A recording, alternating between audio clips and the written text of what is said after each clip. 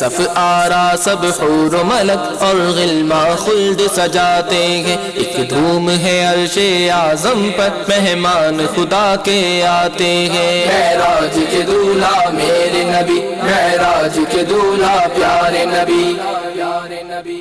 معراج یہ ہمارے آقا صلی اللہ تعالیٰ علیہ وآلہ وسلم کا یہ معجزہ ہے۔ اس کے بارے میں کئی لوگوں کے ذہنوں میں وسوسے آتے ہیں، یہ کیسے ہو گیا؟ یاد رکھیے یہ کیسے ہو گیا نا، یہ سوال کفار مکہ کے ذہن میں آیا تھا کہ یہ کیسے ہو سکتا ہے؟ تو یہ ہو سکتا ہے۔ پارہ 15 سورہ بنی اسرائیل، سبحان الذی اسری بعبدہ، باقی ہے اسے جو اپنے بندے کو راتوں رات لے گیا، لیلا من المسجد الحرام الی المسجد الاقصی، مسجد حرام سے مسجد اقصی تک۔ یہ ایک سفر ہے۔ واقعہ معراج یہ 3 حصوں میں منقسم ہے، مسجد الحرام سے مسجد اقصی، مسجد اقصی سے سدرۃ المنتہا، اور سدرۃ المنتہا سے لامکان کی سیر۔ یہ یاد رکھیے گا، یہ 3 حصوں میں منقسم ہے۔ یہاں تک کے معاملات کچھ اور تھے، سدرۃ المنتہا کے معاملات کچھ اور تھے کہ وہاں تک جو انتہائی سفر تھا وہاں تک جبریل امین علیہ السلام آپ کے ساتھ تھے۔ سدرۃ المنتہا یہ مقام جبریل امین علیہ السلام بھی ہے۔ آپ نے وہ اعلیٰ حضرت کا شعر سنا ہوگا، بے لقائے یار ان کو چین آ جاتا اگر بار بار آتے نہ یوں جبریل سدرہ چھوڑ کر۔ بے لقائے یار یعنی لقاء، ملنا، آقا صلی اللہ تعالیٰ علیہ وآلہ وسلم سے ملے بغیر اگر جبریل امین کو چین آ جاتا، چین آنا سمجھتے ہیں، چین آ جاتا اگر آقا سے ملے بغیر اگر جبریل امین کو چین آ جاتا تو بار بار آتے نہ یوں جبریل سدرہ چھوڑ کر، کہ جبریل امین علیہ السلام بار بار سدرۃ المنتہا سے آقا کی بارگاہ میں حاضر ہوتے کہ آقا کو دیکھ کر یہ خوش ہو جایا کرتے تھے۔ جبریل امین کو مزہ آتا تھا کیونکہ ایسا انہوں نے دیکھا ہی نہیں تھا۔ تو سدرۃ المنتہا اس کے بارے میں تفاسیر میں کافی وضاحتیں موجود ہیں۔ پارہ 15 میں مسجد الحرام سے مسجد اقصی تک کا بیان ہے، اور سورہ نجم میں معراج کا بیان ہے، یہاں تک کہ نبی پاک صلی اللہ تعالیٰ علیہ وسلم نے اپنے سر کی آنکھوں سے رب کریم کا دیدار کیا۔ البتہ مفتی نعیم الدین مراد آبادی علیہ رحمۃ اللہ الہادی نے کچھ بیان کیا ہے۔ اس کو پڑھنے کے بعد میرا اپنا ناقص یہ ذہن بنا کہ ہر مسلمان کو ان باتوں کا ازبر ہونا ضروری ہے معراج کے لیے۔ انشاءاللہ حصول برکت کے لیے خزائن العرفان سے مفتی نعیم الدین مراد آبادی رحمۃ اللہ تعالیٰ علیہ نے اس آیت کریمہ کی تفسیر میں جو کچھ لکھا وہ میں پڑھ کر سناتا ہوں، ٹھیک ہے؟ اسے بالکل توجہ سے سنیے گا۔ اللہ کے کرم سے اگر مفتی صاحب کی یہ باتیں ہمارے قلب اور ذہن میں بیٹھ گئیں، کوئی بھی وسوسہ ڈالنے والا ہمارے ذہنوں میں معراج مبارکہ کا وسوسہ نہیں ڈال سکتا انشاءاللہ عز و جل۔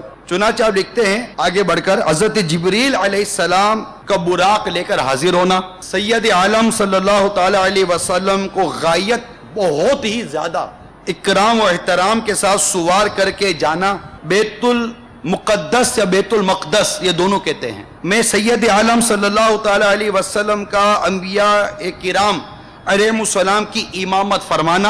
اقصی میں سوانی جب پہنچی جبریل نے بڑھ کے کہیں تکبیر، جبریل نے بڑھ کے کہیں تکبیر، نبیوں کی امامت اب بڑھ کر سلطان جگہ فرماتے ہیں، نبیوں کی امامت اب بڑھ کر سلطان جگہ فرماتے ہیں۔ معراج کے دولہا میرے نبی، پھر وہاں سے سیر سماوات، آسمانوں کی سیر کی طرف متوجہ ہونا، جبریل امین علیہ السلام کا ہر آسمان کا دروازہ کھلوانا، ہر آسمان پر وہاں کے صاحب مقام انبیاء علیہ السلام کا شرف زیارت سے مشرف ہونا، اور حضور اکرم صلی اللہ تعالیٰ علیہ وسلم کی تکریم کرنا، احترام بجا لانا، تشریف آوری کی مبارکبادیں دینا، میرے آقا کا ایک آسمان سے دوسرے آسمان کی طرف سیر فرمانا، وہاں کے عجائب دیکھنا، اور تمام مقربین کی نہایت منازل یعنی آخری منزل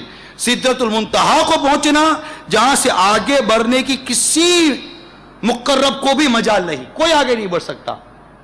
جبریل امین علیہ السلام بھی وہاں سے آگے نہ بڑھ سکے کہ قول کے مطابق آپ نے فرمایا آقا اگر میں ایک پورے کے برابر بھی آگے بڑھا تو میں جل جاؤں گا۔ وہ شعر ہے نا، آیا جب سدرہ کا مقام بولا آقا سے غلام آگے بڑھ سکتا نہیں تیرے قدموں کی قسم، رک گئے روح الامین بولے یہ سرور دین تیری منزل ہے یہی، آگے اب جائیں گے ہم. تو اس سے آگے بڑھنا کسی کی مجال نہیں ہے. جبریل امین علیہ السلام کا وہاں معذرت کر کے رہ جانا، پھر مقام قرب خاص میں حضور اکرم صلی اللہ تعالی علیہ وسلم کا ترقیاں فرمانا. کتابوں میں لکھا ہے کہ یہ وہ مقام تھا، آگے بڑھے نا، وہاں نہ رف تھا، نہ کوئی فرشتہ تھا، نہ جبریل امین تھے، کوئی بھی نہیں تھا. میرے آقا ایسے مقام پر پہنچے جہاں چاروں طرف نور ہی نور تھا، نور ہی نور تھا. ایک وجدانی کیفیت کے اندر میرے آقا صلی اللہ تعالی وسلم اس نور ہی نور میں تھے. اور اس وقت میرے آقا صلی اللہ تعالی علیہ وسلم کی یہ تمنا کتابوں میں لکھی ہوئی ہے کہ آپ کی تمنا تھی کہ میں اپنے رب کا دیدار کروں. پھر کس مقام پر پہنچے، کہاں پہنچے کہ وہی لا مکان کے مکی ہوئے، سر عرش تخت نشین ہوئے. یہ نبی ہے جس کے ہے یہ مقام، وہ خدا ہے جس کا مکان نہیں. کہ پھر کہاں رب کی زیارت ہوئی، وہ لا مکان تھا، وہ کوئی نہیں جانتا. تو مفتی صاحب لکھتے ہیں کہ مقام قرب خاص میں حضور صلی اللہ تعالی علیہ وسلم کا ترقیاں فرمانا اور اس قرب اعلیٰ میں پہنچنا کہ جس کے تصور تک خلق کے اوہام اور افکار بھی پرواز سے عاجز ہیں، وہاں موجود رحمت و کرم ہونا، انعام الہیہ اور خصائص نعام سے سرفراز فرمایا جانا، ملکوت سماوات و ارض اور ان سے افضل و برتر علوم پانا، اور امت کے لیے نماز فرض ہونا، حضور کا شفاعت فرمانا، جنت و دوزخ کی سیریں، اور پھر اپنی جگہ واپس تشریف لانا اور اس واقعے کی خبریں دینا، کفار کا اس پر شورشیں مچانا، اور بیت المقدس کی عمارت کا حال اور ملک کے شام جانے والے قافلوں کی کیفیت حضور صلی اللہ تعالی علیہ وسلم سے دریافت کرنا، حضور کا سب کچھ بتانا، قافلوں کے جو احوال حضور نے بتائے، قافلوں کے آنے پر ان کی تصدیق ہونا.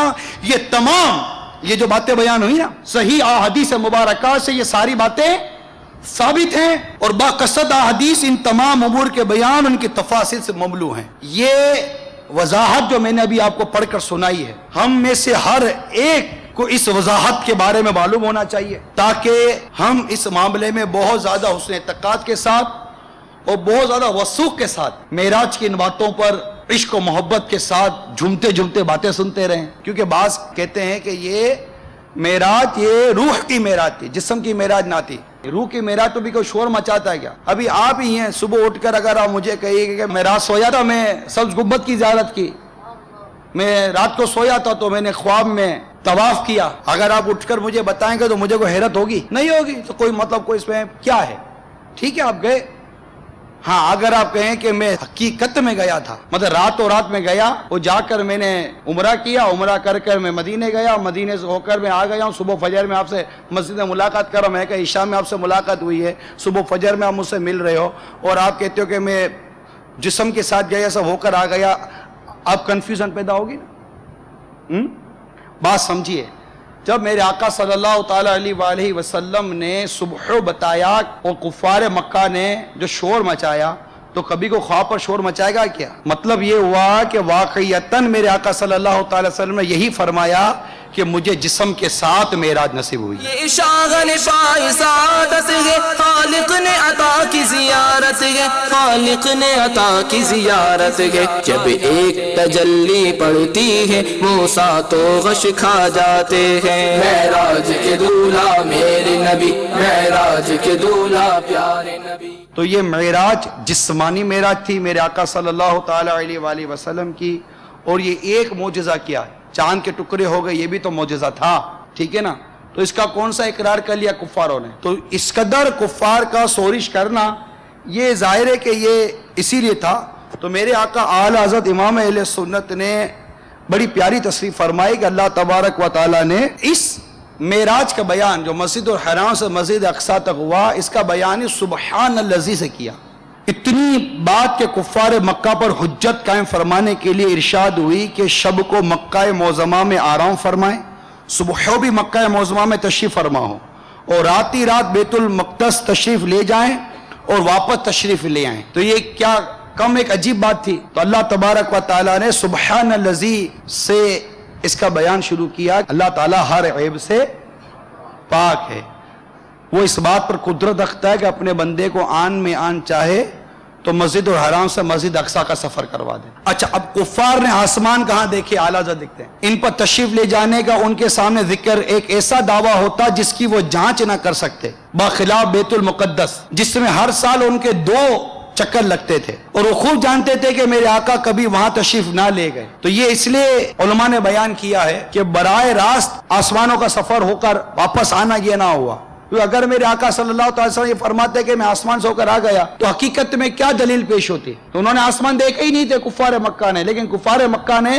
بیت المقدس دیکھا تھا، اور کفار مکہ یہ جانتے تھے کہ میرے آقا صلی اللہ علیہ وسلم کبھی بیت المقدس گئے نہیں ہیں، اور بیت المقدس کا سفر یہ چھوٹا سفر نہیں ہے، یہ بہت دنوں کا سفر ہے، کہ آنا جانا یہ کوئی کم بات نہیں تھی، یہ کوئی جہاز نہیں تھے اس وقت، اونٹوں پر جانا ہوتا تھا، گھوڑوں پر جانا ہوتا تھا، اور پھر وہاں سے واپس آنا ہوتا تھا۔ علماء نے لکھا ہے کہ اس طرح بیت المقدس کو یہ بطور دلیل پیش کیا گیا کہ جب یہ واقعہ بیان ہوگا کہ میں راتوں رات مسجد الحرام سے بیت المقدس گیا، بیت المقدس سے میں نے آسمانوں کی سیر کی، آسمانوں کی سیر کر کے میں نے یہ سارے مناظر دیکھے، پھر راتوں رات ایک مختصر سے وقت کے اندر یہ ساری سیر کر کے واپس آ گیا۔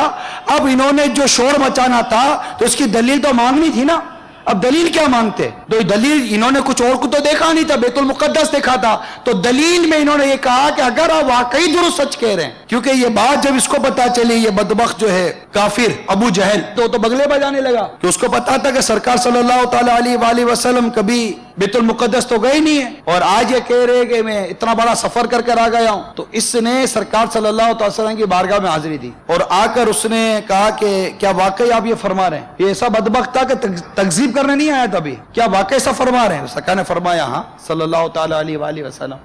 تو اس نے کہا کہ آپ قریش مکہ کے سامنے یہ بیان دیں گے؟ سرکار صلی اللہ علیہ وسلم نے فرمایا بالکل دوں گا۔ اس سے زیادہ قریش مکہ میں سورش کر دی، کیونکہ وہ سرکار صلی اللہ علیہ وسلم کو معاذ اللہ جھوٹا ثابت کرنے پر تلا ہوا تھا، ابو جہل جو تھا، جاہلوں کا باپ۔ پھر انہوں نے مل کر صدیق اکبر رضی اللہ تعالیٰ عنہ کا ذہن بنانے کی کوشش کی کہ دیکھیے آپ کے نبی صلی اللہ تعالیٰ علیہ وآلہ وسلم فرماتے ہیں کہ میں اس مختصر سے عرصے میں اتنا سفر کر کر آ گیا، بیت المقدس بھی ہو کر آ گیا، بتائیے کیا اس کی کوئی تصدیق کرے گا؟ تو صدیق اکبر رضی اللہ تعالیٰ عنہ نے ان سے فرمایا کیا میرے آقا یہی فرماتے ہیں؟ کہاں یہی فرماتے ہیں۔ تو کہا تو جب میرے آقا یہ فرماتے تو سچ فرماتے، کیونکہ یہ تو بیت المقدس سے مسجد الحرام واپس آنے کی بات ہے۔ میں تو اس بات کی تصدیق کرتا ہوں کہ آسمان سے وہی میرے آقا پر نازل ہوتی ہے، وہی آتی ہے، احکام آتے ہیں۔ جب میں اس کی تصدیق کرتا ہوں تو اس کی تصدیق کیا معنی رکھتی ہے میرے نزدیک؟ البتہ انہوں نے سرکار صلی اللہ تعالیٰ علیہ وآلہ وسلم سوالات شروع کیے، تو اب آسمانوں کے سوال تو کرنے سے رہے، تو انہوں نے بیت المقدس کے سوالات شروع کیے۔ تو انہوں نے بیت المقدس دیکھا تھا، پھر میرے آقا صلی اللہ تعالیٰ علیہ وسلم نے بیت المقدس کے بارے میں ان کو احوال بتانے شروع کیے۔ مثال کے طور پر ابھی میں یہاں حاضر ہوا ہوں، کوئی مجھ سے پوچھے گا جا کر ٹھیک ہے اگر آپ فیضان عطار گئے تو بتائیے کہ وہاں کھڑکیاں ہیں یا نہیں ہیں، پیلر ہے یا نہیں ہے، ٹائلیں لگی ہوئی ہیں صرف رنگ ہوا ہے، اس طرح کا مطلب مجھے جب میں نے دیکھا ہوگا تو بتا دوں گا، نہیں دیکھا ہوگا تو نہیں بتاؤں گا، اور آپ نے بھی دیکھا ہوگا تو آپ پوچھو گے ورنہ نہیں پوچھو گے، ٹھیک ہے نا۔ انہوں نے سوالات کیے، میرے آقا صلی اللہ علیہ وسلم نے جوابات ارشاد فرمائے۔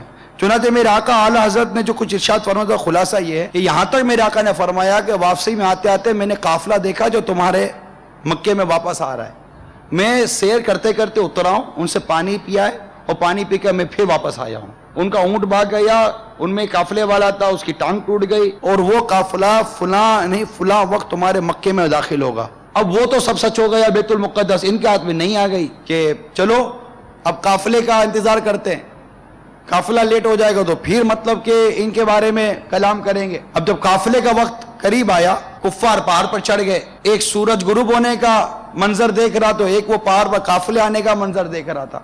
مختلف روایات بیان ہوئی ہیں، قافلہ وقت پر پہنچ نہیں رہا تھا، سورج غروب ہو رہا تھا، اللہ کے حبیب نے اللہ کے حضور ہاتھ اٹھا دیے صلی اللہ تعالی وسلم، سورج رک گیا، سورج رک گیا، اللہ تعالیٰ نے سورج کو حکم دے دیا رک جا۔ تو سورج کیا، یہ تو سب میرے آقا ہیں، تو سب سورج ہے، چاند ہے، ستارے، یہ سب کچھ میرے آقا ہیں تو ہیں، کہ وہ جو نہ تھے تو کچھ نہ تھا، وہ جو نہ ہو تو کچھ نہ ہو، جان ہے وہ جہان کی، جان ہے تو جہان ہے۔ جب میرے آقا ہی نہ ہوتے تو کیا ہوتا؟ کچھ بھی نہ ہوتا۔ تو یہاں سورج غروب ہونے لگا تو آواز دی سورج غروب ہو رہا ہے، تو وہاں سے ایک نے آواز دی قافلہ مکے میں داخل ہو رہا ہے۔ تو یوں الحمدللہ میرے آقا صلی اللہ تعالی وسلم کی یہ خبر بھی سچی ثابت ہوئی، اور نبی ہوتا ہے، اور یہ بھی غیب کا علم تھا۔ میرے آقا نے غیب کی خبر دی، اور کفار مکہ بھی جانتے تھے کہ نبی ہے تو اس کی غیب کی خبر ہوگی، اور غیب کی خبر سچی ہوگی، کہ نبی غیب کی خبر دیتا ہے اور نبی کی خبر سچی ہوتی ہے۔ کفار بھی جانتے تھے کہ نبی ہوتا ہے غیب کی خبر دے، نبی نے جنت کی خبر دی، نبی نے جہنم کی خبر دی، نبی نے فرشتوں کی خبر دی۔ یہ سب ہمارے لیے غیب ہی ہے نا، بلکہ غیب الغیب اللہ تبارک و تعالی، ہمیں اللہ تبارک و تعالی کی وحدانیت کی خبر ہمارے آقا صلی اللہ تعالی علیہ وسلم نے دی۔ کل کہہ کے اپنی بات بھی لب سے تیری سنی، قل هو اللہ احد، حبیب تم کہہ دو اللہ ایک ہے، کل کہہ کے اے محبوب تم کہہ دو۔ قرآن پاک میں اللہ فرما رہا ہے کل کہہ کے اپنی بات بھی لب سے تیرے سنی، کس قدر میرے رب کو تیری گفتگو پسند۔ تو میرے میٹھے اور پیارے اسلامی بھائیوں، اس طرح یہ قافلے کا واقعہ ہوا، اور بھی کئی مسجد الحرام سے مسجد اقصی تک کے واقعات۔ مسجد اقصی میں میرے آقا صلی اللہ تعالی علیہ وسلم تشریف لے گئے، وہاں آپ نے تمام انبیاء کرام علیہ السلام کی امامت کی مقتدی ہیں، سارے انبیاء مصطفیٰ امام ہو گئے۔ یہ سارے واقعات وہاں پیش آئے۔ براق باندھا گیا، ایک کڑا تھا جہاں دیگر انبیاء کرام علیہ السلام اپنی سواری باندھتے تھے، وہیں سرکار صلی اللہ تعالی علیہ وآلہ وسلم کا براق شریف بھی وہیں بندھا تھا۔ براق کے نقشے سم کے صدقے وہ گل کھلائے کہ سارے رستے مہکتے گل بن لہکتے گلشن ہرے بھرے لہلہارے تھے۔ پھر آسمانوں کی سیر ہوئی، وہاں انبیاء علیہ السلام سے ملاقاتیں ہوئیں، پھر جیسے میں نے کہا سدرۃ المنتہا تک پہنچے۔ میرے آقا صلی اللہ تعالی وسلم نے معراج کا سفر اختیار فرمایا، ہم مدنی قافلوں میں سفر اختیار کریں۔ سرکار صلی اللہ تعالی وسلم کی سنتوں کو پھیلانے کے لیے مانگ لو چشم تر مانگ لو، درد دل اور حسن نظر مانگ لو، پیارے آقا کے طیبہ میں گھر مانگ لو، مانگنے کا مزہ آج کی رات ہے۔ اللہ سے میٹھے مصطفیٰ صلی اللہ تعالی علیہ وسلم کے جشن معراج کا صدقہ مانگیں گے، اعلیٰ حضرت کے اس شعر کو دہرائیں گے، نبی رحمت شفیع امت رضا پہ للہ ہو عنایت، اس سے بھی ان خلعتوں سے حصہ جو خاص رحمت کے وہاں بٹے تھے۔ جو کچھ وہاں اللہ نے اپنے حبیب کو دیا، اللہ کے حبیب نے لیا، اللہ جانے اس کا حبیب جانے۔ اللہ تعالیٰ نے وہی فرمائی، اور جو وہی فرمائی وہ فرمائی، جو بندے کو اپنے دیا وہ دیا۔ مگر ایک بات ہے جو ہمیں پتہ چلی ہے کہ اللہ تعالیٰ نے معراج کی رات یہ بھی دیا، اور وہ ہے نماز۔ تو معراج کی رات کم از کم جہاں آپ کئی اور نیتیں اچھی اچھی کرتے ہوں گے، یہ ضرور نیت کر لیجئے کہ آج کی رات سے میری کوئی نماز قضا نہیں ہوگی۔